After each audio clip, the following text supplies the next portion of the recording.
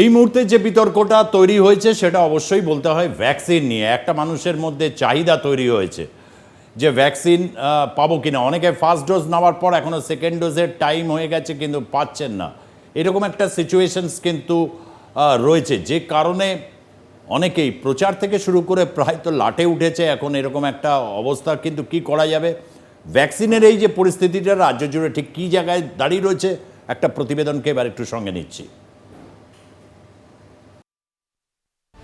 দেশে দৈনিক সংক্রমণ 2.5 লক্ষ ছাড়িয়েছে। গত 13 দিন ধরে দৈনিক সংক্রমণ একটানা 2.5 লক্ষের ওপর থাকলেও মঙ্গলবার কিছুটা কমেছে। তবে তা 2.5 লক্ষের নিচে নামেনি, বেড়েছে সুস্থতার হারও। সংক্রমণ থেকে বাঁচতে মাস্ক পরা ও শারীরিক দূরত্ব বিধিতে জোর দিচ্ছে স্বাস্থ্য মন্ত্রক। এক নজরে দেখে নেওয়া যাক শেষ 24 ঘন্টায় দেশে সংক্রমণের সংখ্যা।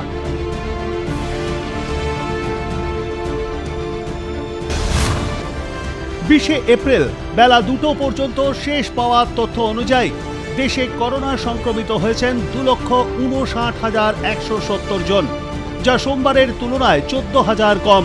মৃতের সংখ্যা 1,761 জন। পশ্চিমবঙ্গে একদিনে সংক্রমিত হয়েছেন 8,426 জন। দেশে টিকা দেওয়া হয়েছে 12,71,29,113 জনকে। সংক্রমণ বাড়তেই টিকা নেওয়ার চাহিদা বেড়ে গিয়েছে কয়েক গুণ। সকাল থেকে হাসপাতাল ও স্বাস্থ্যকেন্দ্রগুলিতে ভিড় জমাচ্ছেন বহু মানুষ।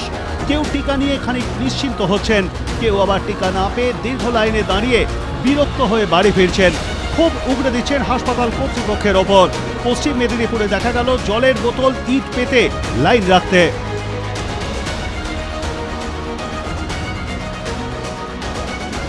ভ্যাকসিন আরও ভালোই লাগছে। প্রথম ডোজ নিয়েছিলাম প্রায় 45 দিন আগে, এখন আজকে সেকেন্ড ডোজটা নিলাম। তো সকাল থেকে লাইন দিয়ে 3 নম্বর সিরিয়ালটা পেয়েছিলাম। কটা থেকে লাইন দিয়েছেন? কটা থেকে? প্রায় 4টা থেকে, ভোর 4টা থেকে লাইন দিয়েছি। চারিদিকে যেভাবে কোভিড বাড়ছে, অন্যান্য রাজ্যে ইলেকশনের জন্য তো ব্যাপক বাড়ছে, তার বিভিন্ন কারণে বাড়ছে, কিন্তু হসপিটালে এসে দেখছি যে সকাল থেকে অনেক মানুষ তারা সবাই পায়নি। আজকে স্টকে এসে 200 জনই পেয়েছে, সবাই পায়নি, অনেকে ফিরে গেছে, প্রায় 200-300 জনের ওপরে ফিরে গেছে। তো এখানে পরিষেবা কতটা ব্যবস্থা? পরিষেবা এমনি খুব ভালো, তো লাইন দিয়ে যেভাবে সিস্টেমেটিক্যাল যেভাবে সেভাবেই পাওয়া গিয়েছে। নদিয়াতেও দেখা গেল একই ছবি। টিকা দেওয়ার দীর্ঘ লাইন সামলাতে রীতিমতো হিমশিম খেতে হচ্ছে হাসপাতাল কর্তৃপক্ষকে। টিকা অপ্রতুল থাকায় ভোর থেকে লাইনে দাঁড়িয়েও ফিরে যেতে হচ্ছে অনেককেই। এই ভ্যাকসিন দিতে যাচ্ছিলাম, আমার বন্ধু বয়স্ক, ওনার সাথে এসেছিলাম, এখন পারছি না বলে চলে যাচ্ছি, কি করবো বলেন তো। 400 লোকের লাইন এত সম্ভব না আজকে দেওয়া, দেওয়া সম্ভব না। এমনি আমি অসুস্থ পেশেন্ট, আমার হার্ট অ্যাটাক হয়েছিল, সেই আর কি। সুতরাং আমার পক্ষে এখানে দাঁড়িয়ে নেওয়া সম্ভব না। নদিয়ার যেই পরিমাণে করোনা সংক্রমণ বাড়ছে, এখনও পর্যন্ত মানুষ ঠিক মতন ভ্যাকসিন তারা পাচ্ছেন না। তারা হতাশার মধ্যে তারা বাড়ি চলে যাচ্ছেন। যেসব জায়গায় প্রায় 600 থেকে 800 জন লোকজন হসপিটালে ভ্যাকসিন দেওয়ার কথা, সেখানে দিচ্ছেন 200 জন কি 250 জন। কিছু লোকরা লাইনে দাঁড়িয়ে তারা বাড়ি চলে যাচ্ছে। নদিয়ার বিভিন্ন হসপিটালে আমরা রয়েছি। নদিয়ার কল্যাণী মেডিকেল হসপিটাল সবথেকে বড়, নদিয়ার বড় হসপিটাল, যেখানে 4টি-5টে জেলার লোকরা তারা এখানে আসেন ভ্যাকসিন নিতে বা ট্রিটমেন্ট করাতে আসেন। সেখানে মানুষ ঠিক মতন ভ্যাকসিন পাচ্ছেন না। কোভিড পরিস্থিতি নিয়ে উদ্বিগ্ন রাজ্যের মুখ্যমন্ত্রী মমতা বন্দ্যোপাধ্যায়। পরিস্থিতির কথা মাথায় রেখে বিভিন্ন জনসভায় বক্তৃতা সংক্ষিপ্ত করছেন তিনি। বরাবর মাস্ক পরতে বলছেন সকলকে। মঙ্গলবার মুর্শিদাবাদের সভা থেকে টিকা প্রসঙ্গে প্রধানমন্ত্রীর বিরুদ্ধে সুর চড়ান মমতা বন্দ্যোপাধ্যায়।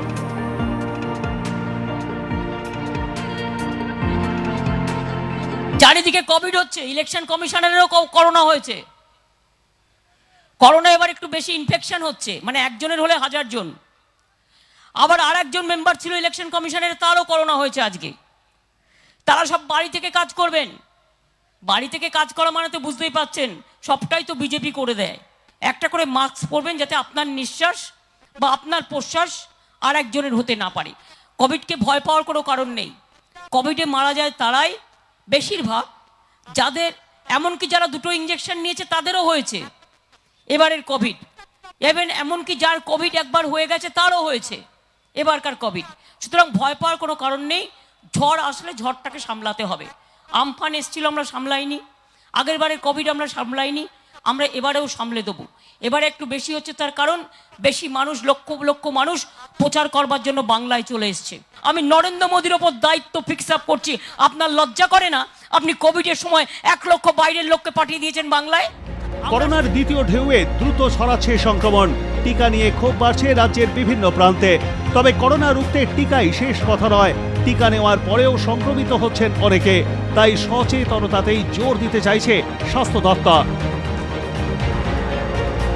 ব্যুরো রিপোর্ট, আর প্লাস নিউজ।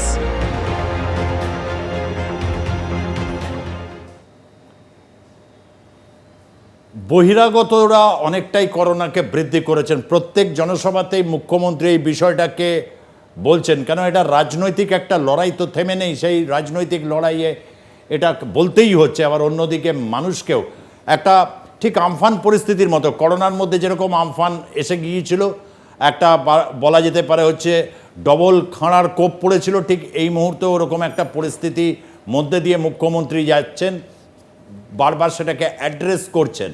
এটা রাজনৈতিকভাবে কতটা এটা সুপ্রযুক্ত বা ডিভিডেন্ড দেবে, তিনি জননেত্রী, পালস ভালো বোঝেন, এগুলো সবই ঠিক আছে, কিন্তু এই সময় এটা কি কতটা গ্রহণযোগ্য? আমি একটু ঝন্টু বারিকের কাছ থেকে জানতে চাইব।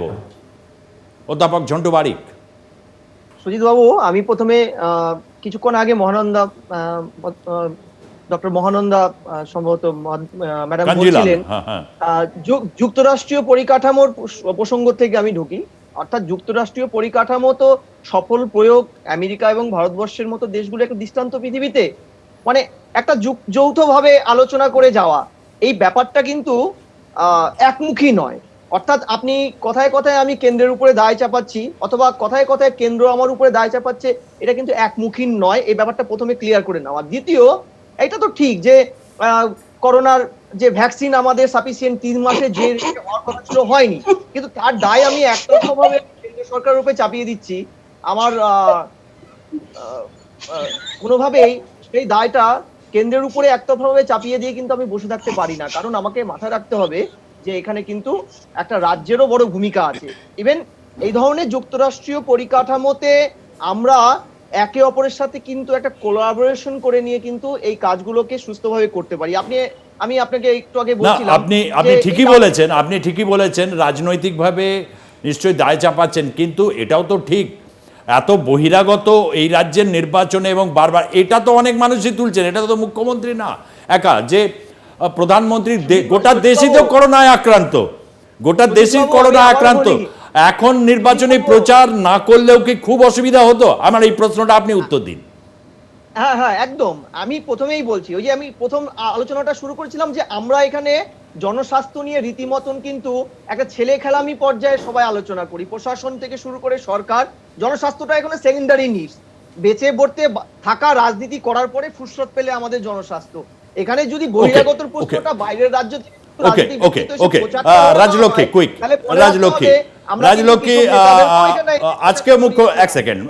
মুখ্যমন্ত্রী আজকেও বলেছেন এই এত 1 লক্ষ মানে বাইরের থেকে লোক এসেছে এই করোনা পরিস্থিতির মধ্যে। আমরা মানে এইটা কিন্তু উনি বারবার করেই বলছেন, কি বলবে, কেন প্রয়োজনীয়তাটা কেন মানে হচ্ছে এত বাইরের লোকে? সুজিত বাবু, বাইরের আমি রাজলক্ষ্মীকে আসছি। রাজলক্ষ্মী। আচ্ছা সুজিত দা, ওই বহিরাগত শব্দটা ওনার বড় পছন্দের, আমরা বিগত দিনে দেখে নিয়েছি, কারণ রাজনীতি উনাকে করতেই হবে। শুধু জিজ্ঞাসা করছি, যখন 52 লক্ষ কিট এই রাজ্যে এসেছিল এবং নাইসেটের director doctor Shanta Dutta madam যখন বলছেন কিট এসে পড়ে রয়েছে কিন্তু টেস্টিং করাচ্ছে না, তখন কোন বহিরাগত এই কাজটা করতে বাধা দিয়েছিল? যখন একটাও কর্পোরেশনের বাজার 53 এমন বাজার ছিল আছে আর কি, সেগুলোকে যখন স্যানিটাইজ করা হচ্ছে না, তখন কোন বহিরাগত বাধা দিয়েছিল? আজকে বাস চলছে, বাসে কিরকম গাদাগাদি ভিড়, এখানে কোন বহিরাগত রয়েছে? এবার একটা খালি বিষয় বলছি, মানে পেশেন্ট সাইকোলজি বলে একটা ব্যাপার আছে, তো অবশ্যই একটা মানে রুগী যখন যাচ্ছেন, যেহেতু আমি নিজেও গবেষণা করেছি মেডিকেল কলেজে, সেই জায়গা থেকে দেখেছি পেশেন্ট সাইকোলজি সবসময়তেই কিন্তু কোথাও গিয়ে একটা অ্যাংজাইটির মধ্যে থাকে, এটা নিয়ম। তো সেই জায়গা থেকে দাঁড়িয়ে মানে যেগুলো তুমি দেখালে, আমি একটা তথ্য খালি দিচ্ছি, আমাদের গ্রামাঞ্চলে মোট 13,226টা স্বাস্থ্যকেন্দ্র থাকার কথা আমাদের যে জনসংখ্যা তার ভিত্তিতে পশ্চিমবঙ্গে রয়েছে কিন্তু 10,000-এর কাছাকাছি, অর্থাৎ কম। আমরা দেখতে পাচ্ছি যে আমাদের প্রাথমিক স্বাস্থ্যকেন্দ্র থাকার কথা 2,177টা জনসংখ্যার ভিত্তিতে, আছে 908টা। কমিউনিটি মানে হেলথ সেন্টার থাকার কথা 544টা, আছে 348টা, অর্থাৎ সবটাই কিন্তু ঘাটতিতে চলছে। সেই জায়গা থেকে দাঁড়িয়ে এক একটা স্বাস্থ্যকেন্দ্র পিছু অবশ্যই পেশেন্টের সংখ্যা বেশি হবে এবং তারা লাইন দিচ্ছেন, এটা আমাদের সকলেরই দুর্ভাগ্য। আরেকটা বিষয় বিজ্ঞানের ছাত্রী হিসেবে আমি বলছি, গত 3-4 দিন আগে ল্যান্ডসেট, অত্যন্ত অথেন্টিক একটি জার্নাল, সেই ল্যান্ডসেটে একটি গবেষণাপত্র প্রকাশিত হয়েছে। এবং আবারও বলছি, যেটা কোভিড ভাইরাস, সেটা একটা আরএনএ ভাইরাস। আগে যে স্ট্রেনটা ছিল সেটাকে টেকনিক্যালি বলা হতো ড্রপলেট বেস, অর্থাৎ যেটা আমাদের নাকের জল, মুখের লালা ইত্যাদি সহজ ভাষা যাকে আমরা বলি ড্রপলেট বেস। এখন যেটা হয়েছে সে তার নেচার চেঞ্জ করে অনেক বেশি এয়ারবোনের দিকে সে চলে গিয়েছে। আমি এই কথাটাই বলতে চাইছি, অর্থাৎ আমি যদি এখন জলে সাঁতার কাটি, আমি কিন্তু জলজীবী হয়ে যাব না, অনেক আমার বেশি ন্যাচারাল হ্যাবিটেট এইটাই। আমি তো সেই কারণেই বলছি, এবারে অনেক বেশি সতর্কতার প্রয়োজন, না আসছি একটা খালি বিষয়, একটা খালি সেন্টেন্স সুজিতদা, সেটা হচ্ছে যে কথাটা বললেন উনি মহানন্দা দি, যে মাত্র 1.3% মানুষকে দেওয়া হয়েছে, কিন্তু দেখা যাচ্ছে দেশ মানে ওয়ার্ল্ডের মধ্যে এখনো পর্যন্ত ভ্যাকসিনেশনে আমরা 3 নম্বরে রয়েছি, ইউএসএ, চায়না, এবং চায়নার সাথে এখন হারে নিঃশ্বাস ফেলছি হচ্ছে আমরা। তো এই জায়গাটা কোথাও গিয়ে যে বিপুল জনস্ফীতি, সেখানে আমরা যে এই জায়গাটা আনতে পেরেছি, আমি তো এখনো বলছি অনেক জায়গায় এখন অনেকটা পথ এখন অতিক্রম করতে হবে। কারণ আমরা ফার্স্ট ফেজে যেটা দেখতে পেয়েছিলাম, WHO বলেছিল যে আমরা অত্যন্ত ভালোভাবে কাজ করেছি, তো এবারেও আমরা খুব আশা রাখছি এবারেও খুব ভালোভাবেই সেটা হবে। ডাক্তার অয়ন মুখার্জি এই সময়কে একজন তরুণ চিকিৎসক, আমি তার কাছ থেকে জানতে চাইব, এবারের পরিস্থিতি তো আরেকটু বেশ জটিল এবং কঠিন। এই রকম পরিস্থিতিতে সামলাতে গেলে এই রাজ্যের চিকিৎসা, যেমন একটা স্ট্যাটিস্টিক্স রাজলক্ষ্মী দিল, সেখানে একটা অপ্রতুলতা রয়েছে, কিন্তু কোথাও কি আমার এই স্পেসিফিক কোয়েশ্চেন্স, যেটা আমরা জানি যে ফিজিক্যাল ডিস্টেন্সিংটা একটা খুব গুরুত্বপূর্ণ, কিন্তু যে রাজ্যে জনঘনত্ব বেশি সেই রাজ্যে আবার যদি প্রচুর নির্বাচনে বাইরের থেকে আসে, এটা কতটা চিকিৎসা শাস্ত্রসম্মত, এই প্রশ্নটা রাখছি। অয়নবাবু, দেখুন, এই মুহূর্তে যে কোভিডের দ্বিতীয় ওয়েভ এসছে, হু করে কেস লোড বাড়ছে, তার জন্য তো ইমিডিয়েট যেটা করা দরকার, আমাদের নিজেদের সুরক্ষা নিজেদের রাখার জন্য মাস্কটা সবার মাস্ট পরা উচিত।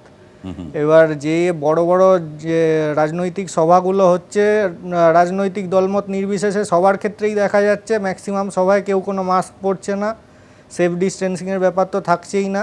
এবার সেই জন্য যে র্যাপিড স্প্রেডটা হচ্ছে, সেইটাকে আটকাতে এখন যদি রাজনৈতিক নেতানেত্রীরা আহ্বান করেন, অন্তত যে র্যালিগুলো যদি বন্ধ নাও করা যায়, ভার্চুয়ালি যদি র্যালি করা যায় তাহলে তো সবথেকে ভালো হতো, কিন্তু যদি না করা যায় তাহলেও যাতে সভাগুলোতে সবাই মাস্ক ব্যবহার করে, পারলে যদি স্যানিটাইজার প্রোভাইড করা হয় সেই স্যানিটাইজার ইউজ করে, আর যদি একটু সেফ ডিস্টেন্সিংয়ের ব্যাপারটা মেনটেন করা যায়, তাহলে কিছুটা হয়তো এখন যে বেডের অপ্রতুলতা দেখা যাচ্ছে সব প্রাইভেট সরকারি সব সেটআপে, যদি একদিনে 3 লাখ কেস আসে, কোনো স্বাস্থ্য পরিকাঠামোর পক্ষে এইভাবে সামাল দেওয়া সম্ভব নয়। তবে মানে রাষ্ট্রীয় সরকার, রাজ্য সরকার দুজনরাই চেষ্টা করছেন।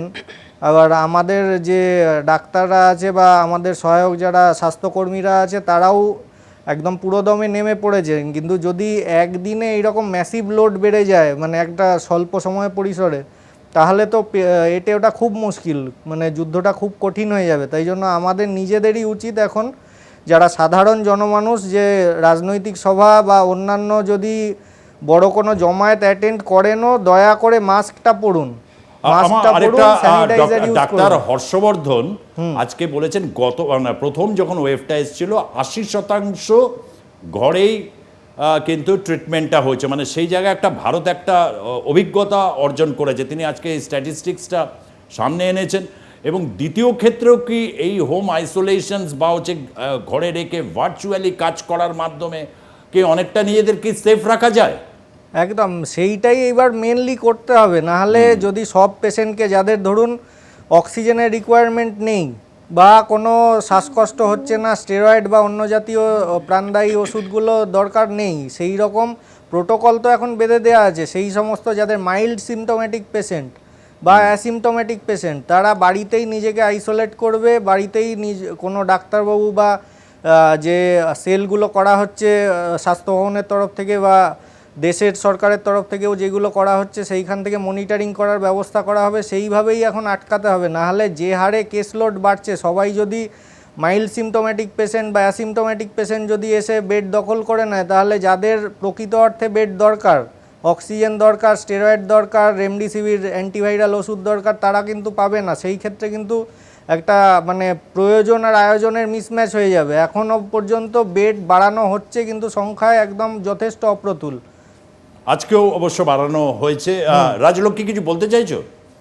হ্যাঁ হ্যাঁ সুজিত, আমি একটু ইনপুট দিচ্ছি এখানে। ডক্টর অয়ন মুখার্জি যা বললেন, তো সেখানে দেখা গেল আমাদের কেন্দ্রীয় সরকার যে অনেকগুলি কিন্তু ইতিবাচক পদক্ষেপ ইতিমধ্যে নিয়েছে, সেটা হচ্ছে 12খানা হাই বার্ডেন স্টেট তাদেরকে ম্যাপিং করতে বলা হয়েছে, এবং সেই স্টেটগুলিতে অক্সিজেন মানে নিজেরাই তৈরি করবে হাসপাতালগুলি। এইরকম 100টা হাসপাতালকে চিহ্নিত করা হবে যারা নিজেরাই সেলফ সাফিসিয়েন্টলি অক্সিজেনটা তৈরি করবে, অর্থাৎ অক্সিজেন প্ল্যান্ট ওখানে তৈরি করা হবে, এবং 50,000 মেট্রিক টন মেডিকেল অক্সিজেনকে ইম্পোর্ট করা হবে ডোমেস্টিক ডিমান্ডকে ফুলফিল করবার জন্য।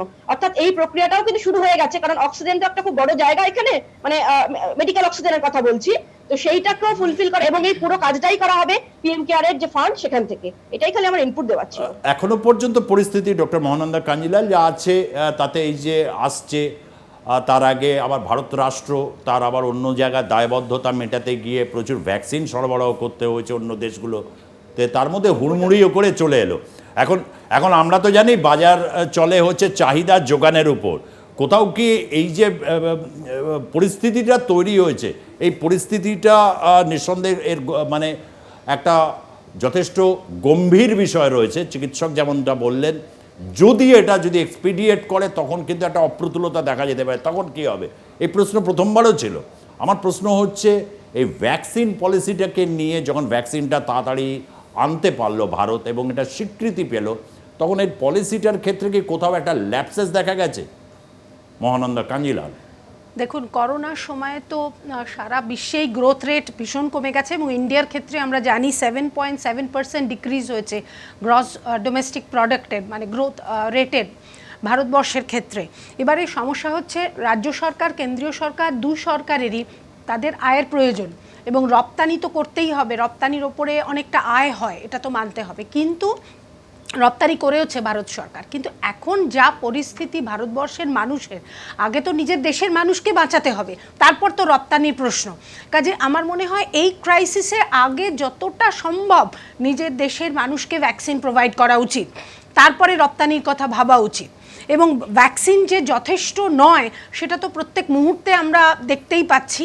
এবং একটু আগে আমি যেটা বলছিলাম তখন শেষ করতে পারিনি, যে আপনারাই দেখালেন যে মাত্র 12 কোটি মানুষকে এখনো পর্যন্ত ভারতবর্ষে ভ্যাকসিন দেওয়া গেছে 1 ডোজ। কাজে বুঝতে পারছেন কি মানে কতটা এখনো ঘাটতি রয়েছে।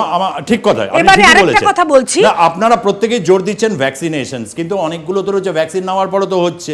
মুখ্যমন্ত্রী যেমনটা বললেন, আমরা প্রচুর কেস, ডাক্তারবাবুও রয়েছেন, তিনিও তাই বলবেন হয়তো যেরকম।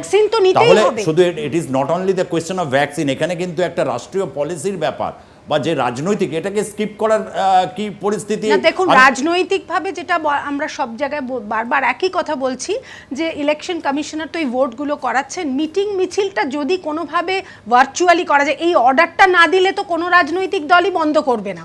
কাজে এক দলের মনে হবে ওরা করছে, আমি কেন করব না। আমার কথা হচ্ছে, আমি তীব্রভাবে বলছি, ঝন্টুবাবুর কাছে আমি মানে আসবো। যখন এই জিনিসটা চলছিল তখন রাজ্য কেন্দ্র, এখন এই প্রশ্নটা আসছে যে দুজনেরই একসাথে চলা উচিত, কিন্তু 8 দফার নির্বাচনের সময় কিন্তু এই প্রশ্নগুলো কিন্তু জোরালোভাবে আসেনি, ভ্রুকুটি তখনও ছিল। এটা যে ওয়াইজ ডিসিশন এখন হয়ে যাওয়ার পর কিছু করার নেই, কিন্তু বারবার এই চেতাবনী। আমাদের দেশে একটা ডিনায়াল, সব কিছুতে না শুনবো না ও রাজ্য, এই যে ডিনায়াল, এইটা কিন্তু কোনো রাজ্যকে কিন্তু স্বস্তিতে থাকতে দেয় না। শুধু পশ্চিমবঙ্গের কথা বলছি না, মহারাষ্ট্র, উত্তরপ্রদেশ খুব খারাপ অবস্থায় এই মধ্যে দাঁড়িয়ে আছে। সো ডিনায়ালটা কেন্দ্রের কাছ থেকে বা যে কোনো যেগুলো অটোনোমাস অথরিটির কাছে কিন্তু অনেক বেশি কিন্তু মানুষ আশা করে, বিশেষ করে যারা advance section of the society. আপনি অস্বীকার করতে পারবেন ঝন্টু বারিক প্রফেসর? না, আপনাকে আমি তো প্রথমেই সেটাই বললাম যে আমাদের একটা জাতীয় পলিসি হচ্ছে আমরা সংক্রমণে সারা পৃথিবীকে 90টি দেশকে আমরা ভ্যাকসিন দিলাম, তারা একটা সুস্থিত অবস্থায় চলে গেল, ল্যাটিন আমেরিকার দেশগুলো একটা সুস্থিত অবস্থায় গেল।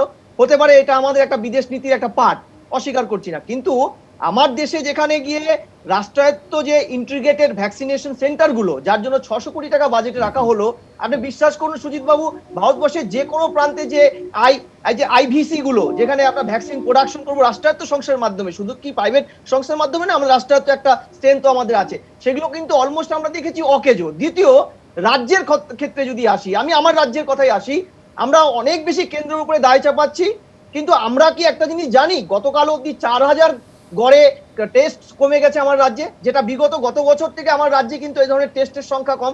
এই রোগটা কন্ট্রোল করার একটা বড় দিকও হচ্ছে কিন্তু প্রতিদিন টেস্ট বাড়ানো, র্যাপিড টেস্ট করা, আমরা কিন্তু টেস্টগুলো কিন্তু কমিয়ে দিচ্ছি, এটাও কিন্তু দিক। অর্থাৎ আমরা কেন্দ্র রাজ্য যে কোনো রাজ্যের সাথে কেন্দ্রে একটা যদি আমি আসবো ডাক্তার অয়ন মুখার্জি, এই রাজ্যে একটা সময় টেস্টের ব্যাপারে কি একটু ঢিলেমি কি লক্ষ্য করা গেছে? হ্যাঁ, এক সময় তো এটা অভিযোগ ছিল এখানে টেস্ট কম করা হচ্ছে, তাই জন্য পজিটিভ রেটটা কম আসছে, কিন্তু এখন তো যে হারে লাগাম ছাড়া বৃদ্ধি তো ওয়েস্ট বেঙ্গলেও দেখা যাচ্ছে, টেস্টের সংখ্যা বেড়েছে বলেই তো মানে সংখ্যাটা বেশি আসছে। এক সময় দেখা গেছিল আগের বার ফার্স্ট ওয়েভে 4300 অবধি হায়েস্ট ছিল কেস, এখন সেইখানে 8000 9000 অবধি এখনই দেখা যাচ্ছে, এখনও পিক পৌঁছয়নি, আশা করা যাচ্ছে পিক এখনও দেরি আছে, হয়তো জুন জুলাই মাসে পিক আসবে, এখনই 8000 কেস করে আসছে। এবার উনি যেটা বলছেন পয়েন্টটা ভুল বলেননি, যে যত টেস্ট বাড়বে তত যে অ্যাসিমটোমেটিক যে পেশেন্টগুলো সেইগুলো যদি ডায়াগনোসিস হয়, তাহলে তাদেরকে যে হোম আইসোলেট করা হবে, তারা তাহলে অন্য আর যে মানে স্প্রেডটা আটকাবে, তারা আর যে আরও 10টা লোককে ছড়াচ্ছেন সেইটা রোধ হবে। টেস্ট এবার সব কিছুর মধ্যে একটা ইনফ্রাস্ট্রাকচারেরও ব্যাপার আছে, কত আমাদের কাছে কিট হাতে আছে বা কত টেস্ট করার মতো ট্রেন্ড কর্মী হাতে আছে, সেইগুলো সব কিছুর ওপরেই ডিপেন্ড করছে। একদিনে চাইলেই তো 10 লাখ টেস্ট যদি বলে দেওয়া হয় সেইটাও করা সম্ভব নয়, কিন্তু একদম পয়েন্টটা ঠিক যে যত বেশি সম্ভব টেস্ট করলে অ্যাসিমটোমেটিক পেশেন্টগুলো ধরা পড়বে, তাহলে চেনটা ব্রেক হবে।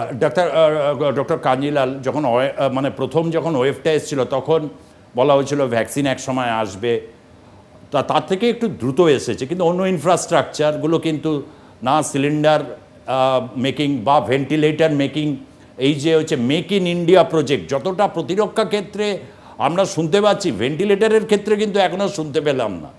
আমরা তো সবসময় খবরের সন্ধান করি, তথ্য জানতে চাই লেটেস্ট কি, এমনিতেই আজকাল তথ্য বার করা খুব ডিফিকাল্ট, কেননা হচ্ছে অনেকগুলো তথ্য অনেকেই দিতে চান না, কিন্তু ভেন্টিলেটরের সংখ্যা কি মানে অপ্রতুলতা তো সব চিকিৎসক মহল বা বিভিন্ন জায়গা থেকেই শুনতে পাচ্ছি, এটাও একটা কোথাও কি ব্যর্থতার জায়গাকে চিহ্নিত করছে? ইনফ্রাস্ট্রাকচারালি যতটা গ্রোথ আমাদের দরকার ছিল এইটুকু টাইমের মধ্যে। দেখুন, প্রথমেই একটা কথা বলবো যে ভারতবর্ষে বেসিক যে দুটো সেক্টর, শিক্ষা এবং স্বাস্থ্য, সেখানে সবসময় পার্সেন্টেজ অফ এক্সপেন্ডিচার কম, এটা আমরা সবসময় দেখে আসছি, যেটা একেবারে কাম্য নয়। আমাদের প্রতিবেশী যে কটা রাজ্য আছে সেখানেও কিন্তু স্বাস্থ্যক্ষেত্রে আমাদের থেকে পার্সেন্টেজ অফ এক্সপেন্ডিচার বেশি, পার্সেন্টেজ অফ জিডিপি বেশি খরচা হয়, কাজে এই একটা সমস্যা কিন্তু সবসময় রয়েছে। আর আরেকটা যেটা বলছি যে এখনও পর্যন্ত পৃথিবীর মধ্যে কিন্তু 13টা সব থেকে অ্যাটাকড কান্ট্রির মধ্যে ইন্ডিয়া রয়েছে। হ্যাঁ, ইন্ডিয়া অবস্থা খুবই খারাপ সেই দিক থেকে। এখন গত বছর যখন কোভিড এসছিল এবং কোভিডের একটু কন্ট্রোলে এসছিল, তখন সবার মনে একটা আশার আলো ছিল, ভ্যাকসিন এসে যাচ্ছে সামনের বছর, তাহলেই আমরা ঠিক হয়ে যাব। কিন্তু এখন ভ্যাকসিন আসার পরে আমরা দেখতে পাচ্ছি, যদি এই ভ্যাকসিন সমস্ত মানুষকে বা ম্যাক্সিমাম মানুষকে যদি না দেওয়া যায়, তাহলে আবার যে থার্ড ওয়েভ বা ফোর্থ ওয়েভ আসবে না, সেটা কিন্তু কেউ বলতে পারে না। ডাক্তারবাবুরাই বলছেন যে এই সেকেন্ড ওয়েভ দেখে নিশ্চিন্ত হওয়ার কোনো কারণ নেই, এরপর কিন্তু থার্ড ওয়েভও আসতে পারে, কারণ এটা সমানে চেঞ্জ করছে, এই ভাইরাসের যে প্যাটার্নটা সমানে চেঞ্জ হচ্ছে, একটা ভয়ঙ্কর ব্যাপার। কাজেই ভ্যাকসিনেটেড তো হতেই হবে, এ বিষয়ে কোনো সন্দেহ নেই। এবং এখান থেকে কিন্তু সরকারকে একটা শিক্ষা নিতে হবে, রাজ্য সরকার এবং কেন্দ্র সরকার, যে স্বাস্থ্যক্ষেত্রে, স্বাস্থ্য পরিকাঠামোতে অনেক বেশি বিনিয়োগ দরকার। অন্য সব কিছুর যেমন বিনিয়োগ দরকার, স্বাস্থ্যক্ষেত্রটা যে কত বড় একটা চ্যালেঞ্জের সামনে দাঁড় করিয়ে দিয়েছে দেশকে, এটা থেকে একটা শিক্ষা নেওয়ার প্রয়োজন আছে, যে এই রকম ভবিষ্যতে যদি আবার হয় যাতে সেটা সামাল দেওয়া যেতে পারে বলে আমার মনে হয়। রাজলক্ষ্মী, একটা ঝন্টু বারিক প্রফেসর তিনি বলছিলেন যে ভারতের কূটনৈতিক অবস্থানে বাইরেকে দিতে হবে। কোথাও কি এই জায়গাটা কিন্তু ডিমান্ড, দেশের মানুষ যদি না পায় তাহলে রাষ্ট্রবাদের উপর আবার প্রশ্ন আসবে। ওইদিকেও মানে মানে শুধু রাজ্য সরকার একা ক্রস ফায়ারে দাঁড়িয়ে নেই, যেটা ছিল প্রথমবার আমফান এবং হচ্ছে করোনা, দ্বিতীয়বার হচ্ছে এই বহিরাগত, এবং যেটা মুখ্যমন্ত্রী বলছেন এই ক্ষেত্রেও কিন্তু এই যে বাইরে ল্যাটিন আমেরিকান দেশগুলো সবাই পেয়েছে, নিশ্চয়ই পাওয়াটা দরকার, অনেকে এটা সাপোর্টও করবেন, কিন্তু রাষ্ট্রবাদের কাছেও কিন্তু একটা চ্যালেঞ্জ আসছে। রাজলক্ষ্মী। হ্যাঁ সুজিত দা, 26শে মার্চের পর থেকে একটা সিদ্ধান্ত নেওয়া হয়েছে যে আমাদের দেশে উৎপন্ন করা যে ভ্যাকসিন সেগুলোকে আর বাইরে রপ্তানি করা হবে না। 26শে মার্চ 6 কোটি মতো ভ্যাকসিন অনেকটা স্প্রেড করে গেছিল, ততদিন অনেকটাই স্প্রেড করে গেছে বলছি আমি। এবং এরপরে তো আমি একটা বিষয় এখানে বলি, 6 কোটি মতো ভ্যাকসিন যে বাইরে রপ্তানি করা হয়েছে তার মধ্যে প্রায় 3 কোটির কাছাকাছি, 3 কোটির একটুখানি বেশি, যেখান থেকে আমরা বৈদেশিক মুদ্রা মানে অর্জন করেছি। এবার একটা বিষয় বলি, রেমিডেসভিনের রপ্তানি কিন্তু বহুদিন আগে বন্ধ করে দেওয়া হয়েছে, যা কিন্তু অত্যন্ত গুরুত্বপূর্ণ একটা বিষয়। এবং বেঞ্জোকুইনিন তার রপ্তানিও কিন্তু বন্ধ করে দেওয়া হয়েছে। অর্থাৎ সব মিলিয়ে যখন দেখো যে কোনো বিষয় কিন্তু পরিস্থিতির সাথে সাথে সিদ্ধান্তকে বদলাতে হয়, এটা তো খুব স্বাভাবিক একটা বিষয়। যখন দেখা যাচ্ছে যে না আবার পরিস্থিতি আবার কোথাও গিয়ে হয়তো একটু জটিলের দিকে যাচ্ছে, বহু আগেই কিন্তু রেমিডেসভিন বেঞ্জোকুইনিনের রপ্তানি বন্ধ করে দেওয়া হয়েছে। অথচ বেঞ্জোকুইনিন সবচাইতে বেশি কিন্তু আমাদের দেশে উৎপন্ন হয়, তা সত্ত্বেও বন্ধ করে দেওয়া হয়েছে। তাহলে এই জায়গাতে অন্তত এইটুকু বুঝতে পারা যাচ্ছে যেখানে তাহলে দুদিকটা রক্ষা হলো। এক হচ্ছে যে কূটনৈতিক যে সম্প্রীতি সেটা রক্ষা করা গেল, যেগুলি আপাত দুর্বল মানে রাষ্ট্র, যেমন নেপালের কথা বলছি, বাংলাদেশ, ইভেন পাকিস্তান পর্যন্ত। পাকিস্তান কিন্তু চীনের থেকে নেয়নি প্রথমবারের ভ্যাকসিনটা, আমাদের থেকেই নিয়েছে। অর্থাৎ কোথাও গিয়ে এখানে একটা কূটনৈতিক পারদর্শিতা দেখানো গেল। এবং এর সাথে সাথে যেটা হলো সেটা হচ্ছে গিয়ে মানে ভারতের যে বার্তাটা, মানে ভারত যে মেডিকেল সায়েন্সে এখন কিউবার চাইতে এগিয়ে রয়েছে, সেই জায়গাটাও কিন্তু বিশ্বের দরবারে প্রতিষ্ঠিত করা গেল। এবার এইটা নিয়ে যদি এখন রাহুল গান্ধী রাজনীতি করেন, সেটা সম্পূর্ণ রাহুল গান্ধীর দায়িত্ব। এবং খুব দুঃখের বিষয়, আমি সবার আগে কিন্তু মনমোহন সিং এর আমি বলছি, হ্যাঁ বলেছিলেন ডক্টর মনমোহন সিং যে চিঠিটা করেছেন, সেই চিঠিতে অবশ্যই সায় দিয়েছেন সোনিয়া গান্ধী, রাহুল গান্ধী, তারা সায় না দিলে উনি চিঠি করতে পারেন না। সেই চিঠিতে বলা আছে যে তার মানে আমি রাজলক্ষ্মীর একটা খালি সেন্টেন্স এফডিএ দ্বারা স্বীকৃত ভ্যাকসিন গুলো যাতে ভারত এবার আমদানি করে, অর্থাৎ সেখানে কিন্তু চায়নার ভ্যাকসিনের কথা উল্লেখ করেছে। কেন? অর্থাৎ এটার মধ্যে যে কোথাও গিয়ে কূটনৈতিকভাবে ভারতকে পিছনে ফেলে দেওয়ার একটা প্রবণতা, এবং আবার চায়নার কাছে ভারত মাথা নিচু করবে। যেখানে চায়নার ভ্যাকসিন পাকিস্তান নিচ্ছে না, আমেরিকা নিচ্ছে না, কানাডা নিচ্ছে না, seখানে ওই চিঠির মধ্যে উল্লেখ করা আছে। ওকে, পরিষ্কার বক্তব্য। অর্থাৎ কেন্দ্রের সাপেক্ষে সমস্ত, তার মানে ঝন্টু এক্ষেত্রে ব্যবসাটাও হলো, ভারত একটি উন্নত মানের রাষ্ট্র হিসাবে তার ক্যানভাসিং হলো। রাষ্ট্রবাদ নিয়েও এই প্রশ্নটা করা যাবে, কেন অনেক রাষ্ট্রবাদী আছেন তারা এখনো ভ্যাকসিন পাননি। তাহলে কোনটাকে আমরা ইয়ে করব? এই ক্ষেত্রে বলছে যে চায়নার ভ্যাকসিন, মানে একটা খুব কঠিন পরিস্থিতির মধ্যে রয়েছে। আর আমরা তো এটা শুধু বলতে পারি না, দেশের জনগণই শুধু সমস্ত দায়িত্বটা পালন করবে, মাস্ক পরবে, হাত ধোবে, সমস্ত কিছু। এই ক্ষেত্রে রাষ্ট্র কি প্রয়োজনীয়? আমি একটাই প্রথমে এই জন্য বলছিলাম যে ইনফ্রাস্ট্রাকচারালি এই যে মাঝে 3-4 মাস যথেষ্ট কাজ হয়নি, তথ্য প্রমাণ কিন্তু এখন সেই দিকে ইঙ্গিত করছে, তাই তো ঝন্টু? হ্যাঁ, আপনি ঠিক বলেছেন। আসলে ব্যাপারটা হচ্ছে আমরা পররাষ্ট্র নীতিটাকে বাড়িয়ে নিয়ে যদি আমরা একটা ইকুইলিব্রিয়াম ডেভেলপমেন্ট চাইতাম, একটু আগে আমি বলছিলাম আইভিসির যে আমাদের 600 কোটি টাকা ইনভেস্ট করা হয়েছিল যে আমাদের আভ্যন্তরীণ উৎপাদনটাকে একটা স্থিতিশীল অবস্থায় রেখে বিদেশ নীতিটাকে স্বচ্ছ রাখা, আমরা কিন্তু আভ্যন্তরীণ যে প্রোডাকশনটা এটার উপরে কিন্তু সরাসরি একটা নেগলিজেন্সি নিয়েছি বলে আমার কোথাও যেন মনে হয়। কারণ আপনি দেখবেন তামিলনাড়ুতে কিছুদিন আগে একটা খবর ছিল একটা ইংরেজি দৈনিক পেপারে, যে যেখানে একটা বড় ধরনের প্ল্যান তৈরি হয়েছিল আভ্যন্তরীণ মানুষের জন্য, আমাদের সাধারণ দেশবাসীর জন্য যে টিকা তৈরি করার জন্য ভারত সরকারের একটা প্ল্যান, সেটা কিন্তু রীতিমতো অকেজো হয়ে বসে আছে। অর্থাৎ আপনি 90টা দেশকে দিলেন, অস্বীকারের জায়গা নেই, এটা দরকার আজকের দিনে, এবং ভারত একটা ভালো জায়গায় পৌঁছে গেল, ইন্টারন্যাশনালি একটা তার মান বাড়লো। কিন্তু আমরা আভ্যন্তরীণ প্রোডাকশনটা বাড়িয়েও কিন্তু সাধারণ মানুষের চাহিদাটাকে এই 3 মাসে ফুলফিল করতে পারতাম। আজকের ডেটে আমাকে 1.7-এ দাঁড়াতে হতো না, আমার আভ্যন্তরীণ টিকা। এখানে এই প্রশ্নটা খুবই গুরুত্বপূর্ণ জায়গা। আমি তবু ডাক্তার অয়ন মুখার্জির কাছে এবার জানতে চাইব, যে পরিস্থিতির মধ্যে দাঁড়িয়েছি, প্রথম ওয়েভটার পর প্রচুর ক্যাজুয়ালিটি হয়েছে, বহু মৃত্যু, স্বজন হারানোর বেদনা প্রায় প্রত্যেকটা বাড়িতেই কম বেশি না কোনোভাবে বিরাজমান। এরকম একটা পরিস্থিতির মধ্যে আমরা রয়েছি। আরও 3টে দফার ভোট আছে, কি প্রয়োজনীয় সতর্কতা এবং পেশেন্টদের ক্ষেত্রে প্রথমবার যেরকম প্যানিক স্ট্রাইক দ্বিতীয়বার কি আপনারা চিকিৎসক হিসেবে কি লক্ষ্য করছেন, না অনেক বেশি তারা পেশেন্টরা অনেক বেশি সাহসী হয়ে উঠেছেন? অয়ন? পেশেন্টদের মধ্যে এখন যারা হসপিটালাইজড হচ্ছে তাদের মধ্যে তো প্যানিক হচ্ছে, কিন্তু যারা এখনও রাস্তাঘাটে ঘুরে বেড়াচ্ছে, যারা এফেক্টেড হয়নি, তাদের মধ্যে তো ঢিলে ঢালা মনোভাব। আর এখন মানে কেউই কোনো যে কোভিড প্রোটোকলগুলো কেউই বলতে গেলে ফলো করছে না। একটু স্ট্রিক্ট হতে হবে অ্যাডমিনিস্ট্রেশনকে, তাহলে যদি কিছু করা যায়। আর এমনি সাধারণ পেশেন্টদের মধ্যে যারা হাসপাতালে ভর্তি হচ্ছে তাদের মধ্যে কিন্তু এখনও প্যানিক আছে, চোখে মুখে ভয়ের ছাপ দেখা যাচ্ছে, কিন্তু পুরোটাই ভয় পেয়ে লাভ নেই। আমি একটা পজিটিভ পয়েন্ট বলতে চাই যে যাদের ক্ষেত্রে যে হেলথ কেয়ার প্রোভাইডার্সদের যে প্রথমে ভ্যাকসিনেট করা হলো, তাদেরও অনেকে ভ্যাকসিন নেওয়ার পরও কিন্তু করোনা আক্রান্ত হচ্ছে, কিন্তু তার মধ্যেও পজিটিভ পয়েন্ট কোনটা, যা সংখ্যক ক্যাজুয়ালিটি আপনি আগের ওয়েভে দেখেছিলেন হেলথ কেয়ার ওয়ার্কারদের মধ্যে, ডাক্তার, নার্স, অন্যান্য স্বাস্থ্যকর্মী, এই সেকেন্ড ওয়েভে কিন্তু সেই তুলনায় ডাক্তার, নার্স, স্বাস্থ্যকর্মীর ক্যাজুয়ালিটি অনেক কম। এইটা কিন্তু পজিটিভ পয়েন্ট। ওকে, আমি আরেকটা পজিটিভ একটা ইনফরমেশনস দিয়ে আজকের বাংলা বলছে শেষ করব। 18-19 সালে ভারতবর্ষে যে ডেথ ক্যাজুয়ালিটি 7.1, এই করোনা পরিস্থিতিতেও কিন্তু সেটা একই জায়গায় দাঁড়িয়ে রয়েছে। অর্থাৎ করোনা অনেক বেশি প্রাণ কেড়েছে। যদি করোনা না আসতো তাহলে হয়তো অন্যান্য রোগে, অর্থাৎ মৃত্যুর যে হার 130 কোটির এই দেশে, যে সংখ্যা তথ্য যেটা 18-19-এ যে জায়গায় দাঁড়িয়েছিল, 20-তেও কিন্তু সেই জায়গাতেই দাঁড়িয়ে রয়েছে।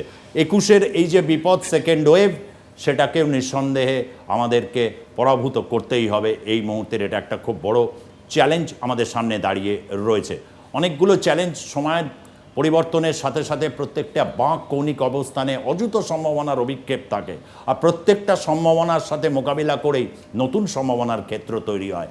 আজকের বাংলা বলছে অন্তত সেই দিকেই ইঙ্গিত করছে। ধন্যবাদ ডাক্তার অয়ন মুখার্জি আপনাকে, ঝন্টু বারিক অধ্যাপক আপনাকে, ডক্টর রাজলক্ষ্মী বসু বিজেপি নেত্রী আপনাকে, এবং ডক্টর মহানন্দা সান্যাল আপনাকেও ধন্যবাদ জানিয়ে আজকের বাংলা বলছে এই পর্যন্তই থাকছি। দেখতে থাকুন আর প্লাস নিউজ, সবার আগে সবার পাশে। ধন্যবাদ, নমস্কার।